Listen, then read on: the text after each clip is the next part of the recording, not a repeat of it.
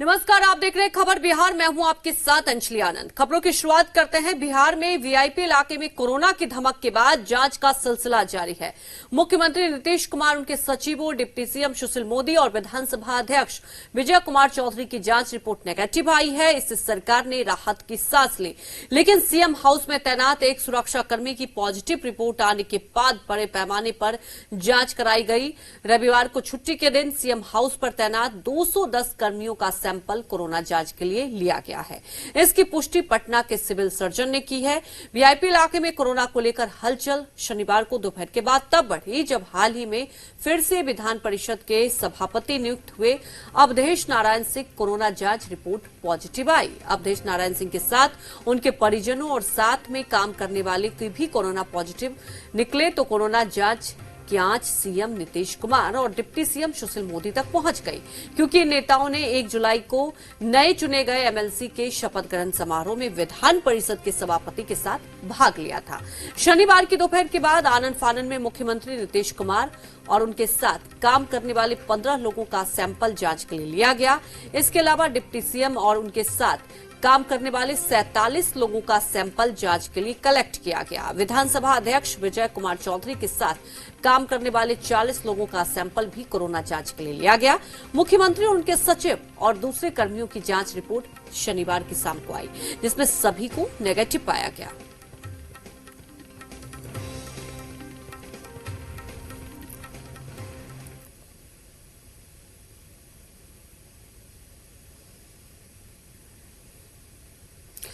बिहार में corona full speed में आगे बढ़ रहा है। आज कोरोना संक्रमण के 404 नए मामले सामने आए, जिससे संक्रमितों की कुल संख्या 11,864 हो गई है। वहीं बीते 24 घंटे में संक्रमण की वजह से 2 और लोगों की जान चली गई, जिसके बाद सूबे में कोरोना से मरने वालों का आंकड़ा 90 हो गया। अच्छी बात यह है कि अब तक 8,765 लोग इलाज के बाद संक्रमण को मात देकर ठीक हो चुके हैं और सूबे में रिकवरी रेट 74% हो गया है।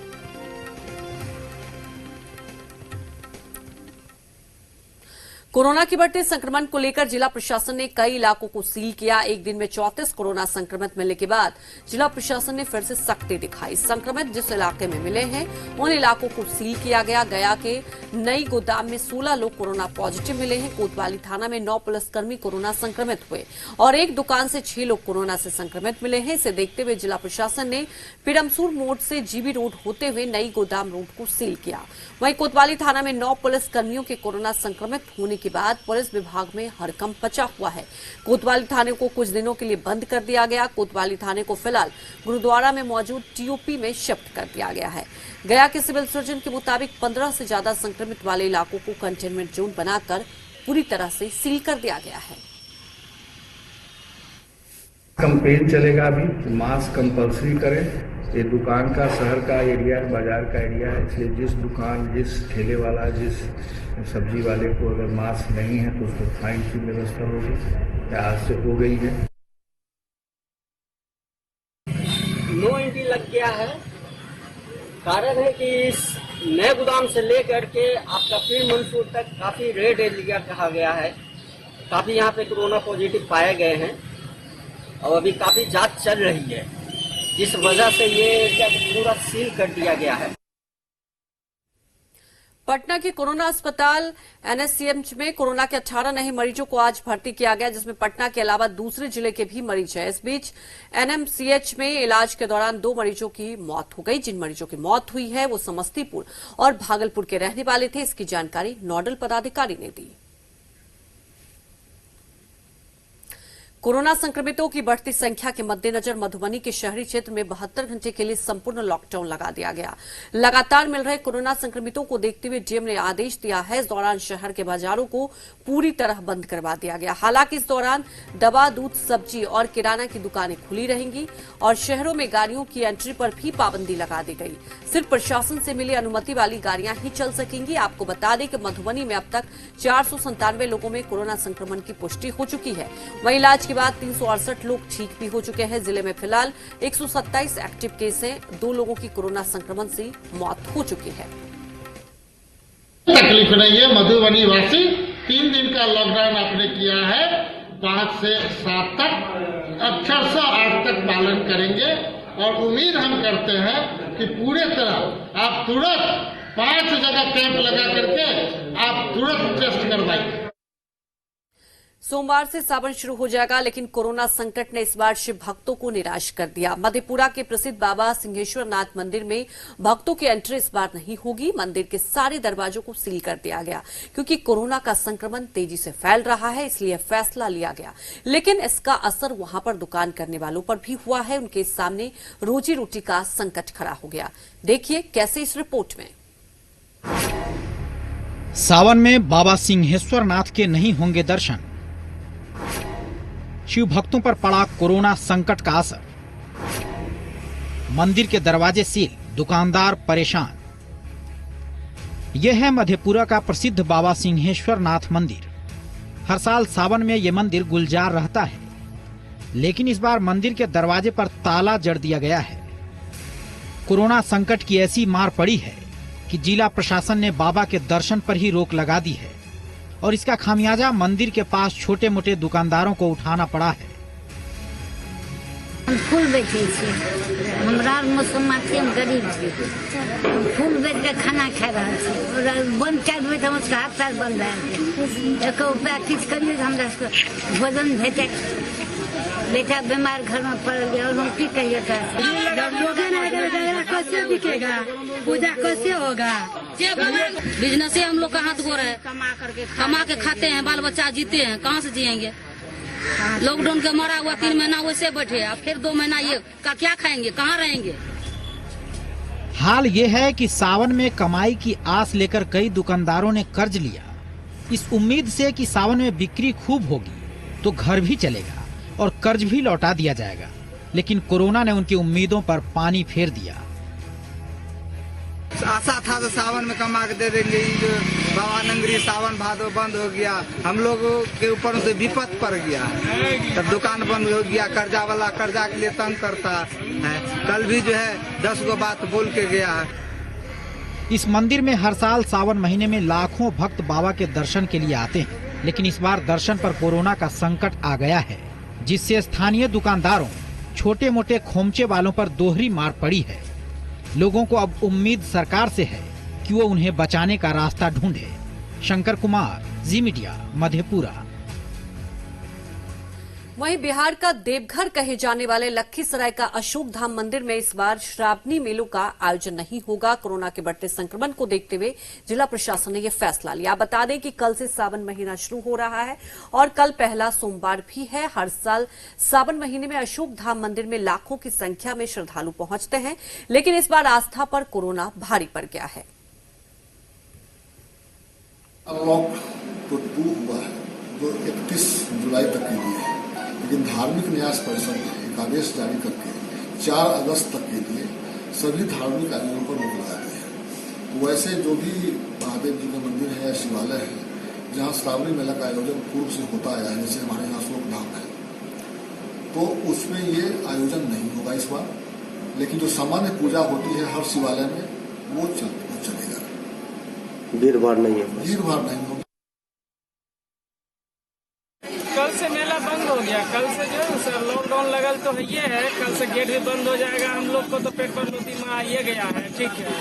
कल से भीड़ भाड़ का भी कहानी खत्म है। 3 महीना से तो बैठ के खाइए रहे थे, कर्जा पर कर्जा तो ले खाइए रहे, फिर से बंद हो गया। अब क्या होगा सर, तो आगे क्या बता दें।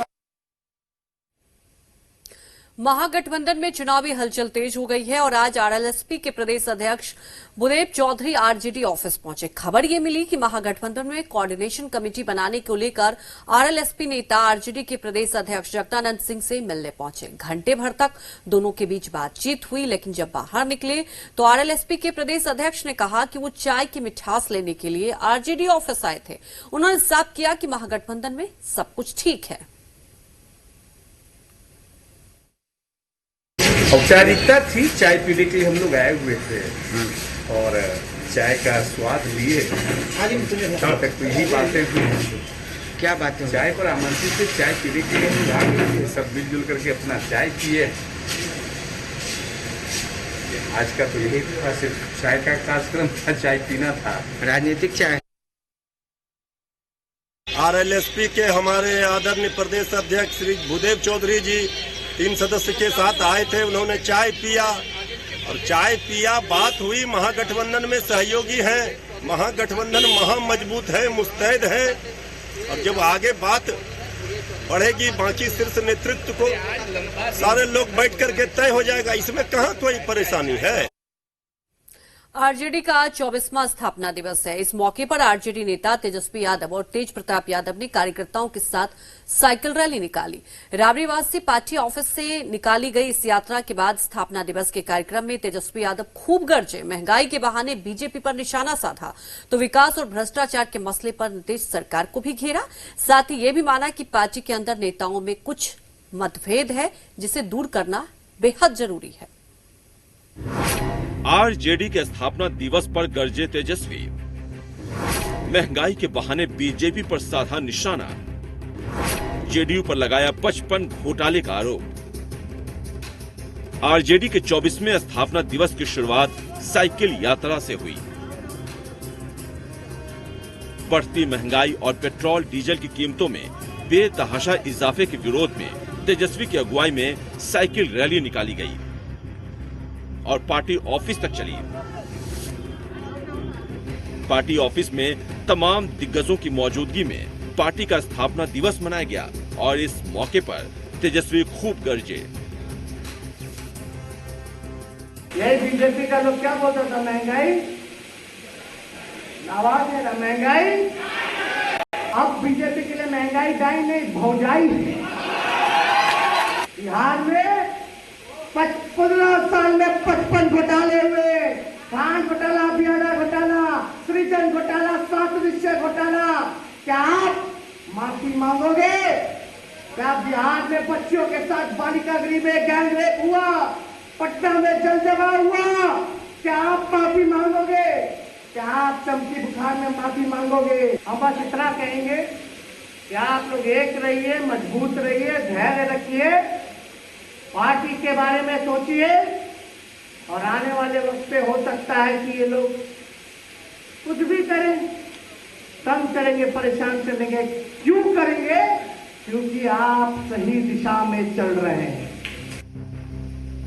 इस दौरान तेजस्वी ने खुले मंच पर माना कि पार्टी के अंदर मनभेद है जिससे दूर करना जरूरी है। इशारा किस ओर था समझा जा सकता है, लेकिन इससे मौका विरोधियों को जरूर मिल गया। जेडीयू ने तो तेजस्वी की यात्रा से पार्टी की विचारधारा तक पर सवाल उठा दिया। हम पूछना चाहते हैं, उस 15 सालों में जो बच्चियां और बच्चे जो स्कूल नहीं जा पाती थी, उनको तो कभी साइकिल की बात चिंता नहीं की गई, न कोई योजना बनाई गई। कि उनका अतीत दागदार है। जो संगठन परिवार और व्यक्ति के हितों के बाहर नहीं सोचता है, उसे जरूर सद्बुद्धि इतनी मिलनी चाहिए कि वो बिहार की जनता की परवाह करे। जेडीयू जरूर आरजेडी के विचारधारा पर सवाल उठा रही हो, लेकिन आरजेडी ने लालू यादव की विचारधारा को आगे कर चुनावी आगाज कर दिया है। आशुतोष चंद्रा, जी मीडिया, पटना। एक तरफ तेजस्वी यादव जेडीयू और बीजेपी को जोड़ी पर निशाना साध रहे हैं, तो दूसरी तरफ पटना में जेडीयू समर्थकों की तरफ से तेजस्वी के विरोध में एक पोस्टर जारी किया गया। इस पोस्टर में तेजस्वी पर 24 संपत्ति की जानकारी दी गई, या कहिए कि आरोप लगाया गया। अर्जन का जेडीयू नेता इस पोस्टर को सही मान रहे हैं, तो महागठबंधन ने इस पर आपत्ति जताई है। पोस्टर के जरिए तेजस्वी पर सीधा वार। 24 संपत्ति के जिक्र को जेडीयू ने बताया सही। महागठबंधन ने जेडीयू पर किया पलटवार। एक तरफ साइकिल रैली निकली तो दूसरी तरफ राजधानी में एक पोस्टर चस्पा किया गया। पोस्टर के जरिए निशाना तेजस्वी यादव पर साधा गया। पटना के इनकम टैक्स गोलंबर की तस्वीर हम आपको दिखा रहे हैं और यहाँ पर एक बड़ा पोस्टर लगाया गया है जिसमें तेजस्वी यादव को दिखाया गया है। साथ ही साथ आरजेडी के 24 साल का वर्णन किया गया है।